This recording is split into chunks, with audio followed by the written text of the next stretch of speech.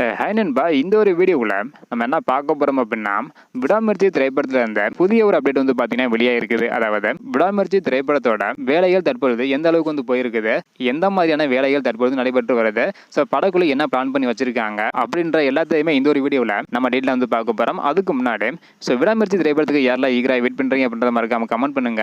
இன்னும் நம்ம சேனலை சப்ஸ்கிரைப் பண்ணாமல் இருந்தீங்கன்னா மறக்காம பண்ணிக்கோங்க. ஓகே நண்பா, வாங்க நைக்கான வீடியோக்குள்ள போகலாம். ஓகே நண்பா, விடாமுயற்சி திரைப்படத்தோட அப்டேட் என்ன பண்ணுறத டீட்டெயில் வந்து பார்த்துடலாம். அதாவது விடாமுயற்சி திரைப்படத்தோட ஷூட்டிங் ஆல்ரெடி வந்து பார்த்தீங்கன்னா முடிஞ்சிருச்சு அப்படின்றது எல்லாருக்குமே தெரியும். இந்த ஒரு நிலையில இன்னும் 3 அல்லது 4 நாட்கள் மட்டும் பேஜ் ஒர்க் வந்து இருக்கிறதா சொல்லியிருக்காங்க.